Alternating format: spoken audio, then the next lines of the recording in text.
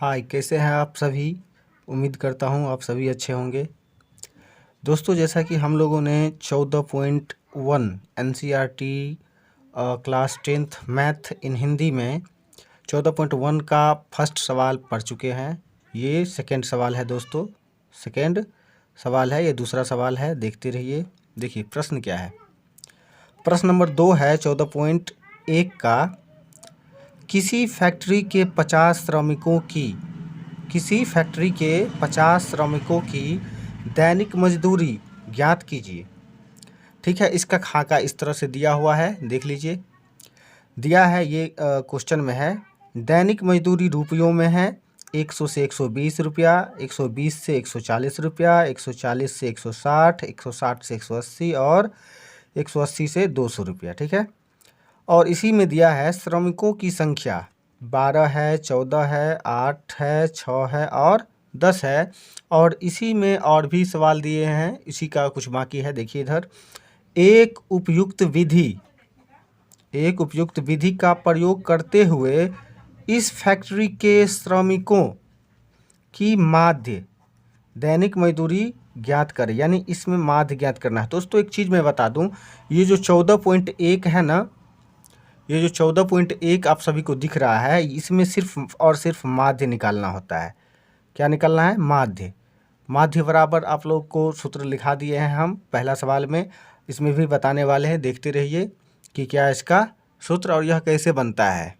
14.1 का टोटल सवाल बन रहा है। अगर आप सीखना चाहते हैं तो मेरे चैनल पे बने रहिए।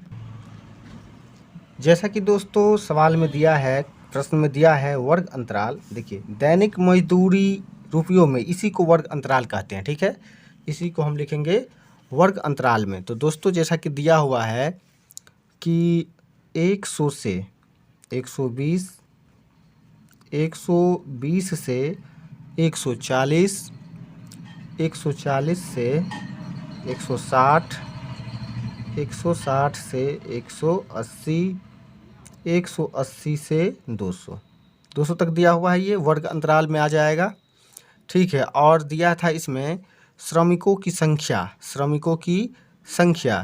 इसको हम लिखेंगे बारंबारता में। ठीक है, बारंबारता F1 से सूचित किया जाता है बारंबारता को। तो इसका कितना दिया है, देखिए पहला का दिया है 12, दूसरा का 14, तीसरा का 8, चौथा का 6 और लास्ट में है 10। ठीक है, और मध्य बिंदु यानी x से सूचित किया जाता है, जिसे हम निकालेंगे।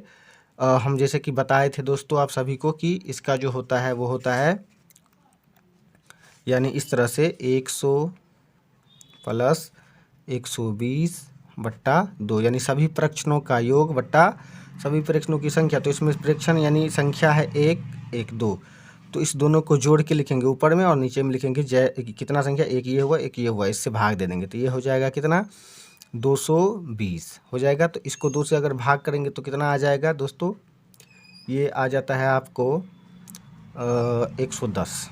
ठीक है, 110 आ जाएगा। ठीक है, देखिए इसी तरह से हम सबको भरते हैं।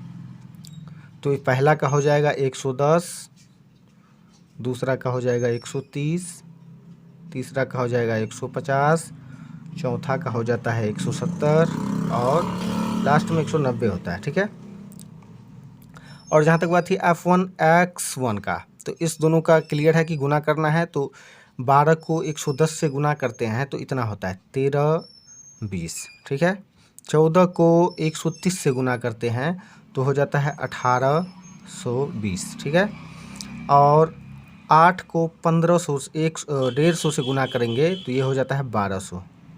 ठीक है, और 6 को 170 से गुना करेंगे तो 17 6 के 102 होता है, 1 0 इतना हो जाएगा, और 10 से करेंगे तो ये हो जाएगा 1900। ठीक है, अब दोस्तों हम इसको जोड़ लेते हैं, नहीं दिख रहा है, इसको जोड़ लेते हैं और फिर इसको भी जोड़ लेते हैं, क्योंकि ये सिग्मा FX बराबर निकलता है। तो इसको जोड़ेंगे दोस्तों तो ये हो जाएगा 7260। ठीक, और इसको जोड़ते हैं तो ये हो जाता है 50। ठीक है, अब हम निकालेंगे माध्य बराबर, क्योंकि इस क्वेश्चन में पहले ही हम बता दिए थे कि माध्य निकालना है। तो माध्य माध्य को दोस्तों एक्स डैश से जो है सो सूचित किया जाता है। इसका सूत्र होता है फॉर्मूला सिग्मा एफ एक्स बट्टा सिग्मा एफ। इसमें सिग्मा का क्या मतलब है, ये एक क्वेश्चन है। सिग्मा का मतलब होता है कि इसमें हम सांख्यिकी पढ़ रहे हैं, ठीक है। इसका ये पहचान है, ठीक है। तो देखिए इसका ये पहचान है, इसीलिए इस तरह से होता है। तो हमारा सिग्मा एफ एक्स बराबर हो जाएगा ये 7260, ठीक है। और क्या कहते हैं, ये बारंबारता हो जाएगा हमारा 50, यानी एफ हो जाएगा 50। यहाँ 1 दे तो भी न दे तो भी कोई फ़र्क नहीं पड़ता है, ठीक है। कहने का वही मतलब। इससे ये कटा और इससे काटेंगे तो ये हो जाएगा 145.2, यानी कि ये हो जाएगा आपको 145.2।